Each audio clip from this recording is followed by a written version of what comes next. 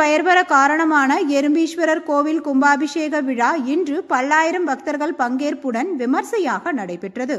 திருவெறும்பூர் என பெயர் பெற காரணமான நறுங்குழல் நாயகி உடனுறை எறும்பீஸ்வரர் கோவில் கும்பாபிஷேக விழா கடந்த மாதம் 3ஆம் தேதி பந்தல்கால் நட்டு துவங்கியது. இதற்காக கடந்த 4ஆம் தேதி காவிரியிலிருந்து புனித நீர் எடுத்து வரப்பட்டு மாலை முதல் யாகசால பூஜை தொடங்கியது. அதன் பிறகு 5 மற்றும் 6ஆம் தேதிகளில் காலை மாலை என இரு நேரங்களிலும் யாகசாலை பூஜைகள் நடைபெற்றது. அதனைத் தொடர்ந்து 7ஆம் தேதியான இன்று காலை 5 மணிக்கு நிறம்கொள் கண்டத்து நின்மலனுக்கு 6ஆம் காலம் பூஜை ஆரம்பமானது.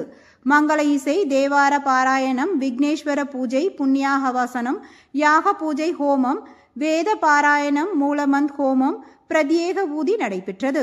அடுத்து காலை 7:10 மணிக்கு மகா பூர்ணாகுதி உபசார பூஜை யாத்ராதானம் நடைபெற்றது.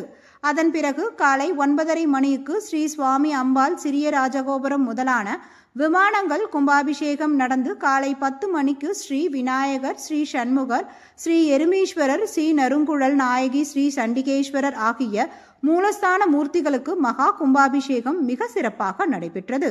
இதில் பல்லாயிரம் பக்தர்கள் கலந்து கொண்டு ஓம் நம சிவாய என்று விண்ணதிர முழங்கினர். பின்னர் பக்தர்கள் மேல் புனித நீர் தெளிக்கப்பட்டது. மாலை 4 மணிக்கு மகாபிஷேகம், தீபாராதனை, பிரசாதம் வழங்குதல் நிகழ்ச்சியும், இரவு 7 மணிக்கு உமையவள் தம் பெருமானுக்கு திருக்கல்யாணமும், இரவு 9 மணிக்கு பஞ்சமூர்த்தி திருவீதி உலாவும் நடைபெற உள்ளது. இந்த கும்பாபிஷேக விழா 27 ஆண்டுகளுக்கு பிறகு நடத்தப்படுவதால் திருவெறும்பூர் மற்றும் அதன் சுற்றுவட்டார பகுதிகளை சேர்ந்த சுமார் 10,000க்கும் மேற்பட்ட பொதுமக்கள் கலந்து கொண்டனர். பொதுமக்களுக்கு பாதுகாப்பு வழங்க கோவில் முன்பு திருவெறும்பூர் புறக்காவல் நிலையம் அமைக்கப்பட்டு திருவெறும்பூர் ஏஎஸ்பி பனாபத் அரவிந்த் மற்றும் 2 ADSPக்கள் தலைமையில் சுமார் 200 போலீசார் பாதுகாப்பு பணியில் ஈடுபட்டனர். கோவில் வளாகத்தில் 16 இடங்களில் போலீசார் சிறப்பு கண்காணிப்பு கேமராக்களை பொருத்தி கண்காணித்து வந்தனர்.